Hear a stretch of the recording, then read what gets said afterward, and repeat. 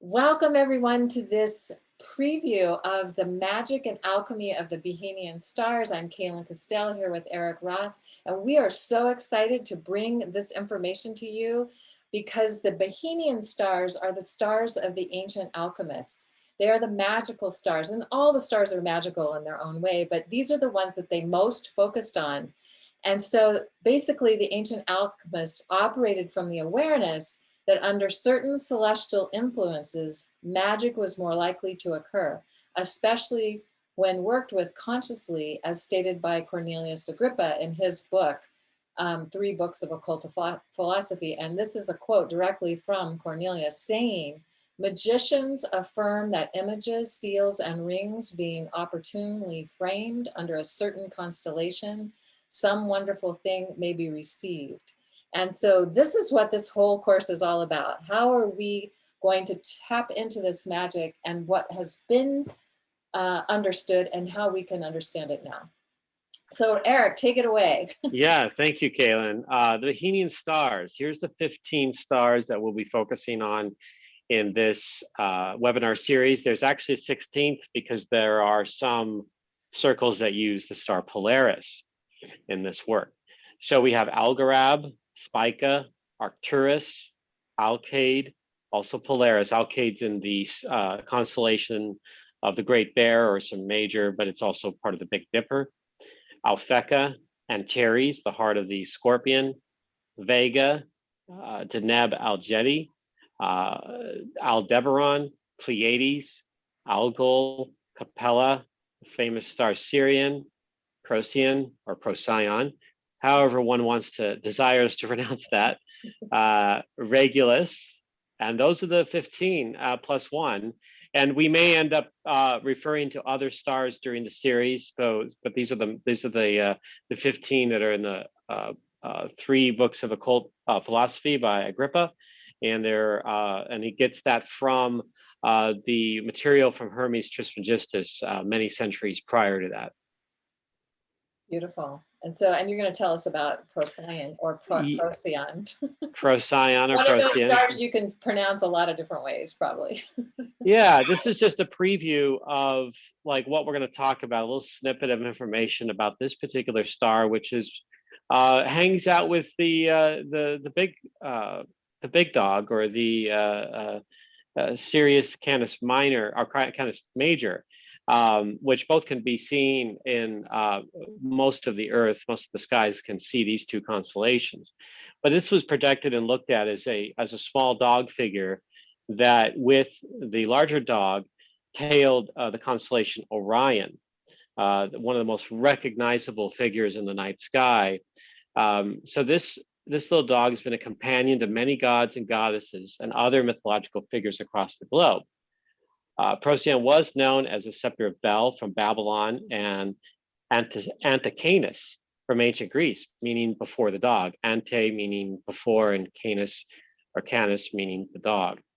And according to Al-Sufi, Arabian astronomer from the 10th century, he was fairly famous in astronomy circles and astrology circles.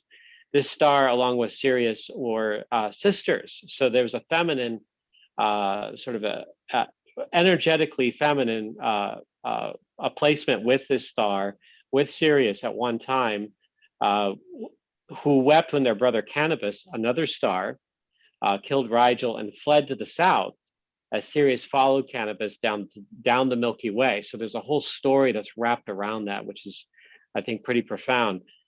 Bernadette Brady, a famous astrologer for fixed stars, she's written books about these, shares that Procyon is, quote, "one needs to harvest opportunities as they emerge, and the star is about transition, whether this takes the form of a healing crisis, drawing from the Babylonian view, or the collapse of faulty or ephemeral structure, drawing from the Greek idea that Procyon simply is coming before Sirius."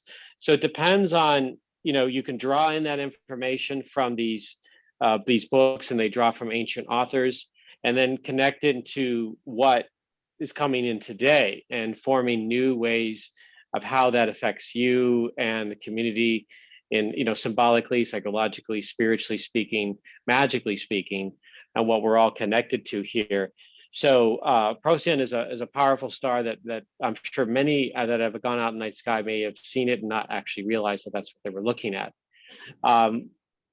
Astrologically speaking, it's at the longitudinal degree of 26 degrees Cancer.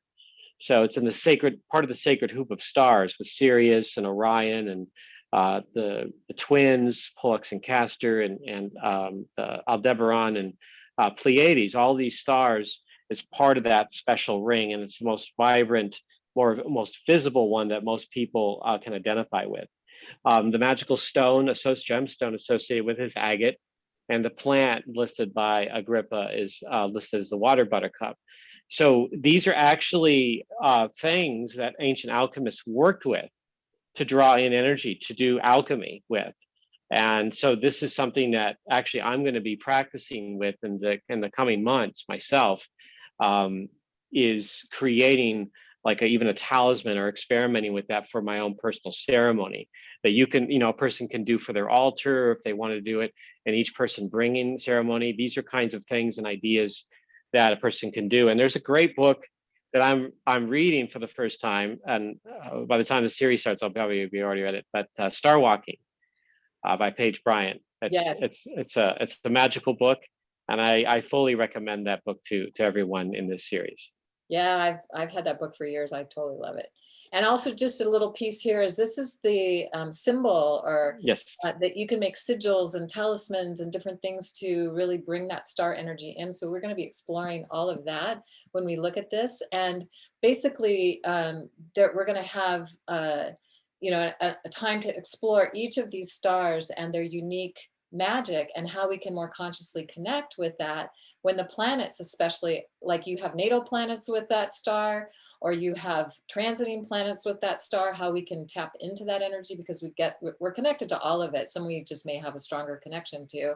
And so we're going to look at the 4 royal stars in the first class, and then Sirius, Vega, Alcade, and of course Polaris in the second class. Third class, we'll be looking at Spica, Arcturus, and Algorab. The fourth class, Algol, Capella, and Procyon. Or Procyon, I say Procyon.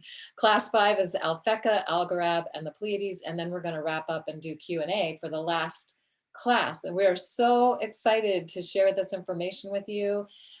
These stars have been speaking to me for probably a couple of decades now, and to put this all together in one place like this, so good.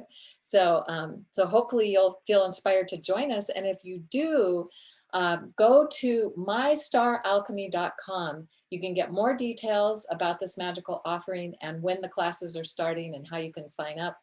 And so we hope that you'll feel inspired to join us. And there'll be a link below on the description. We're excited to do this. Thank you all. Yes. Bye, everyone.